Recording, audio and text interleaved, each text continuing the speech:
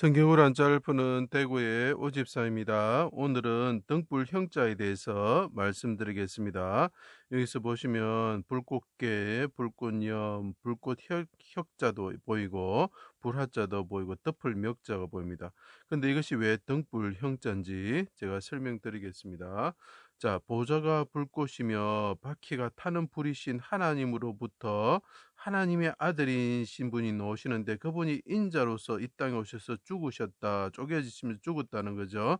죄로 인하여 흑암에 행하며 사망의 그늘진 땅에 거주하는 자들을 위하여 사망의 음침한 골짜기가 되는 거죠. 자들을 위하여 빛을 비추기 위해서 자기 땅에 오셨다라는 거죠. 자, 여기 보시면 하나님이 계신데 그분이 불꽃 가운데 보좌에 앉으시는 분인데 그분에서 하나님이 나오셨는데 그분은 인간의 몸으로 오셨다는 거죠. 자, 그때 어떻게 되느냐? 불사르는 자들이 애워사여 수족이 찔리시고, 자, 이분이 인자가 오셨는데 사람들에 의해서 사람 인자 불화자에 보입니다. 사람들에 의해 가지고 그분이 피를 찔리고 피를 흘리셨다는 거죠. 그래서 십자가에 하나님이신데 십자가에 못 박히시고 그분이 피를 흘리셨다 이런 뜻이 되는 거죠. 수족이 찔려 피를 흘리시고 자 제단에 불태워지는 제물처럼 되셨다. 그리고 고난을 받으셨다는 거죠. 자 그때 그분이 어떻게 되십니까? 하나님이신데 찔리시고 피를 흘리시면서 조각목에 달린 성막의 가죽처럼 붉은 물들인 수양 가죽처럼 해달 가죽처럼 뭡니까 그 성막을 덮은 자가 되었다. 덮을 멱자가 되죠. 그때 어떻게 합니까? 어둠이 임한다라는 거죠. 성막의 그늘이 진다는 거죠. 불살레를 의미하는 것입니다. 자, 어둠이 장막처럼 덮을 때에 성막처럼 덮었다는 거죠. 그분이 가죽이 되어서 덮었을 때에 어둠이 또 덮었다는 거죠. 그때 하나님이 불 가운데 불수레를 타시며 불 가운데 임하셨다. 불꽃 가운데 임하시는 분이 불수레를 타시고 임하셨다는 거죠. 그때 그러면 어떻게 됩니까? 이게 덮어서 성막처럼 되었을 때 그분이 어떻게 됩니까? 성막이 있고 불 가운데 어둠 그 구름 가운데 하나님이 임하셨을 때 그 안에 뭐가 있죠? 예, 메노라가 있습니다. 등잔대가 있습니다. 남쪽으로 가는 등잔대가 있다는 거죠. 그 온 땅의 흑암으로 심판 안에 들어가게 되었을 때 저녁이 올 때 이 남쪽 등잔대에 불을 켜는 것처럼 자, 이 남쪽이라는 것은 요셉이 애굽으로 끌려가지고 남쪽으로 끌려가지고 죽음을 뜻하는 것입니다.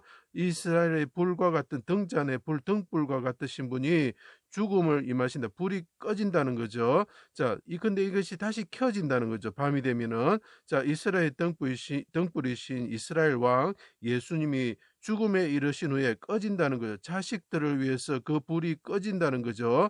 자, 그분이 이스라엘 등불이 되시는데 해가 어두워졌다가 다시 이렇게 밝아질 때에 아침이 될 때에 꺼졌다가 이 어둠이 임할 때 다시 그분이 그 남쪽으로 가시면서 그분이 등불이 켜지신데 언제 켜지나 어둠이 임하면서 하나님이 임하실 때 켜진다는 거죠. 그것을 이제 표현합니다.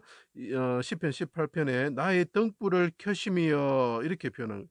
어둠이 임하는 세상이 덮을 때에 성막의 그늘이 지고 덮을 때에 그 안에서 불과 같이 어두운 세상을 비추시는 등불 같은 분이 계신다는 거죠. 그분이 누구라고요? 예수 그리스도라는 거죠. 나의 등불을 켜시며 여호와 내 하나님이 내 흑암을 밝히시리로다. 그분이 부활하셨다는 거예요. 세상의 빛을 비추는 분이 되는 거죠.